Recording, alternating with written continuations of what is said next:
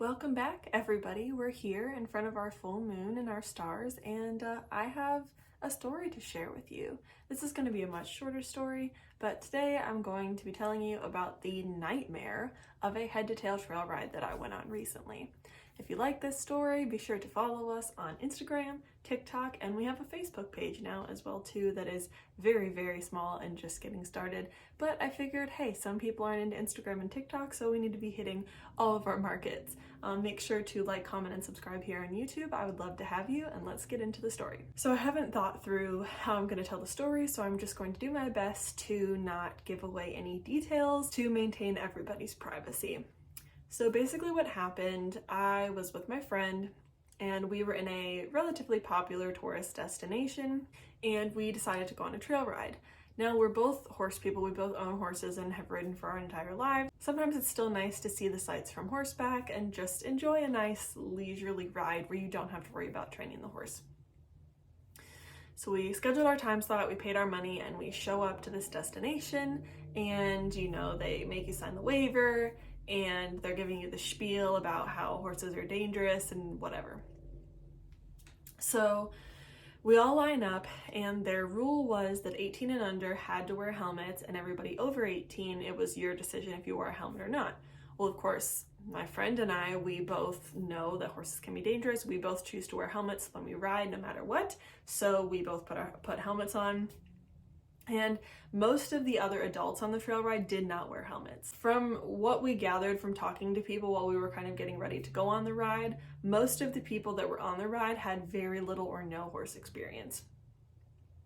So we're riding along and there's 12 people on the trail ride, plus I think 2 guides, one at the front and one at the back.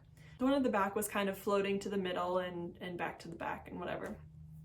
And they were really, really nice. And so it was me. My friend was a few horses ahead of me because they had to put the horses in the order that they like, obviously, not just putting you next to your friends. And so it was me.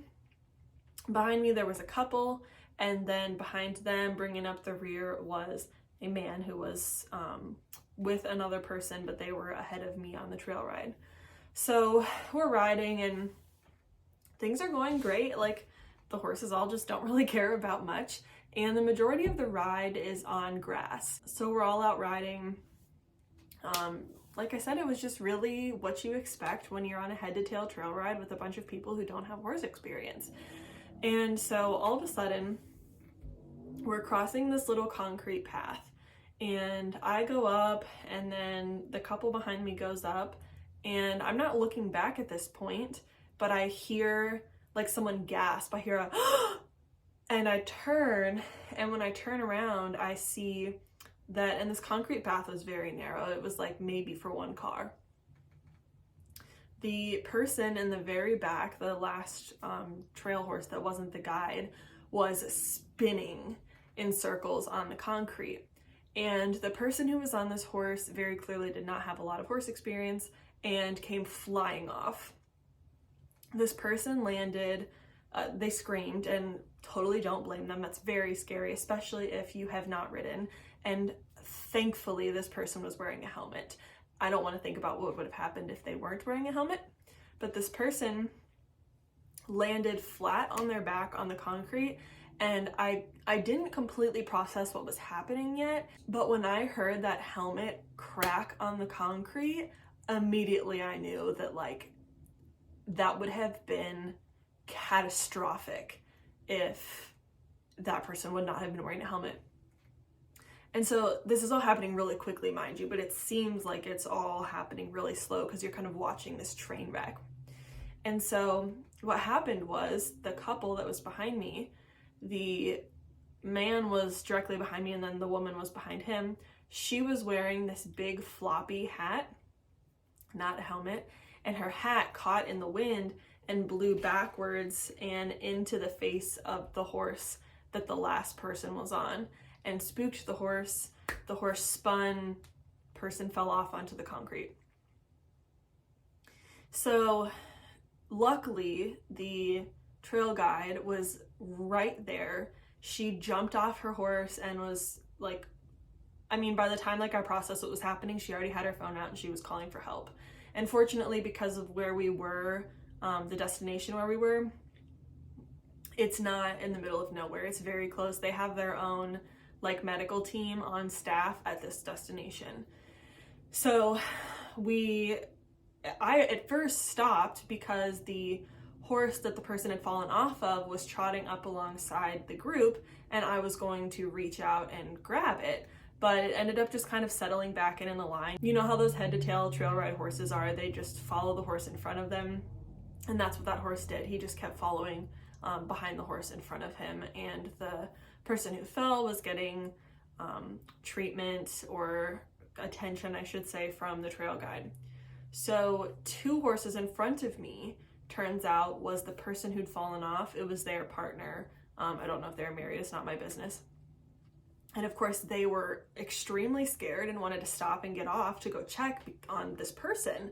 And she said that that person had some medical conditions that would make that fall probably extra bad. I don't want to give away any details to like, invade anyone's privacy. So I'm trying to keep this as vague as I can, but I think it's an important story to share, and I'll tell you why at the end. So the person that was the partner of the person who had fallen was trying to get the attention of the guide in the very front. And mind you, it was like 6 horses up, and we were a little bit spread out. So like they were screaming, trying to get a hold or, get the attention of this trail guide at the front. And they're like, we need to stop. Like, he fell. I need to go check on him, whatever. And they kept telling her, no, you have to keep riding. And I was like, what? And they're like, you have to keep riding, because if you try to stop, then more people will fall off, because the horses, I guess, would like freak out. I don't know. And I discovered when everything was happening and I just tried to stop out of instinct, the horses don't stop. They don't listen. And I understand that that's a good thing in some way, because they need to have some degree of ability to ignore their rider in that situation, because most of the people that are on these trail rides have no horse experience and would be giving the horses all kind of mixed cues. But I think having the ability to stop a horse without it rearing or bucking is definitely a safety requirement, because this person was trying to stop their horse so that they could get off and go check on their partner. And like, if it were me, and I would have already been off the horse, like no questions asked. But if you're not an experienced horse person and you're not comfortable just getting off, especially when the horse is moving, if the horse refuses to stop, you're kind of stuck. And so this poor woman had to ride away from her partner, who just fell on their head on the concrete, because the trail guide wouldn't let her stop and get off. And again, like I said, I understand that she couldn't, stop the whole trail ride and risk these horses all freaking out. But at the same time, like, how do you tell someone? I mean, what if that was someone's child? I mean, I'm not saying that it's not worthy if it's your adult partner, but like, oh my gosh, can you imagine if your kid just fell off a horse onto the concrete and they were like, no, sorry, you have to keep riding, you can't go. It's crazy, right? So anyway, we keep riding, and this poor woman is just like absolutely like freaking out. The girl in front of me was super sweet. She very clearly also had riding experience. She tried to tell the woman in front of her, like, if you want to stop, I'll hold the horse for you so that you can get off or whatever. And so eventually, I don't remember how it happened, but eventually the woman was able to stop and get down. Oh, the trail guides called back to like the barn and got one of the other employees to come out in a truck and take the horse that the woman was on, so that she could get off, and then she could go back and check on her partner. And at that point, the medical crew was starting to arrive, and we were out of like line of sight of it by this point, but they were saying that the person was like conscious and okay and whatever, but my heart just really, really breaks for them, because one, that's super traumatic, and I hate hearing when people have like very rare opportunities to interact with horses and it turns into a bad one, all because of poor safety precautions. And also, this all could have been avoided if helmets were required for everyone. And I understand that there are people out there who don't want to wear a helmet, and they say that it's their body and it's their choice, and they can make the choice to not protect themselves. And that's true. But in this instance, because the one person chose to wear a poorly secured hat instead of a helmet, somebody else got really hurt. And like I said, I am so grateful that that person who fell off chose to wear a helmet, because I see a lot of adults especially don't. And you can say, oh, it's a head to tail trail ride, these horses aren't going to do anything, but freak things happen all the time. And like I said, 99% of that trail ride was on grass, but that 6 feet of concrete, that's where this person fell. And I cannot imagine how severely they would have been injured if they would have fallen straight on their head without that helmet on. And I only hope that the trail company or whoever is in charge of these trail rides threw that helmet away or turned it in for warranty or whatever, because after you fall on your helmet, especially a severe fall like that, it's done. You are not supposed to use it again. You are supposed to get a new one, and some companies have a replacement program to do that. So yeah, and it just kind of ruined the mood of the trail ride. It was hard to have fun knowing this after you found out that somebody got hurt. And I'm not blaming that person at all for falling off. It was not their fault in any way. And like I said, I just really hope that they're doing okay, and that everything turned out fine. But there was really, I think, some neglect on the part of the company who was hosting these trail rides, to let somebody have a big floppy hat that's unsecured and could very easily fly off is just not safe. And not requiring helmets, because again, me or my friend or somebody who's experienced with horses, it's one thing for you to know the risks and to make a decision to wear a helmet or not, but it's a different kind of scenario for people who aren't familiar with horses. And for me, I wear, whenever I do Western pleasure or ranch pleasure things, when I'm at horse shows and in the arena, I wear a cowboy hat and not a helmet. And that's a choice I make, and I'm not saying it's a good choice, but I secure my hat very well because I know what could happen if my hat flies off and spooks somebody else's horse. And yes, horses should all be desensitized to some degree, but things always happen. The most bomb-proof horses, I think, can be some of the most dangerous because you don't expect anything bad to happen.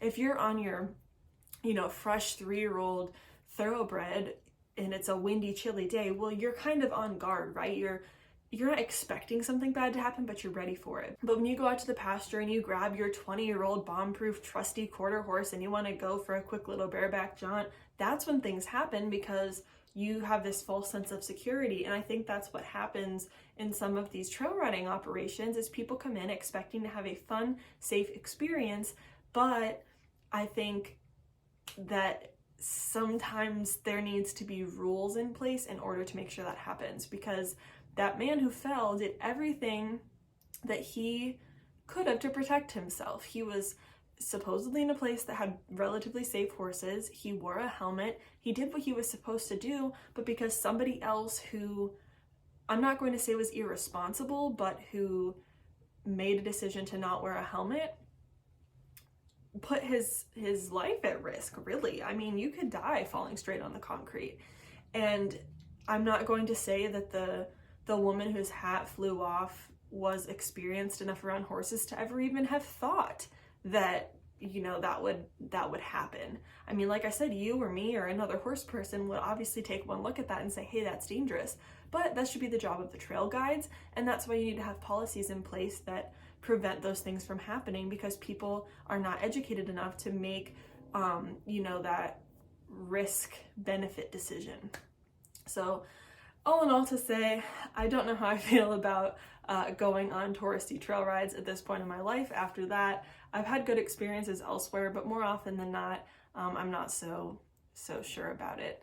So again, I hope that man is okay, and I really hope that some changes are made within that company. And I haven't said anything yet to the tourist destination where we were, because I don't really know how to go about it, and I know that when you don't approach things correctly, that people just shut down or ignore it or think you're complaining. But you know, I taught riding lessons for many, many years. I've taught hundreds of riding lessons.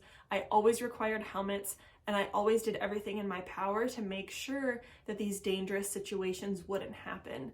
And I think we owe that to people, especially who are beginners and are coming to supposed equine professionals for a good experience around horses. We owe them all of the safety measures that we can take so that, one, they have a good experience, and two, they don't get hurt.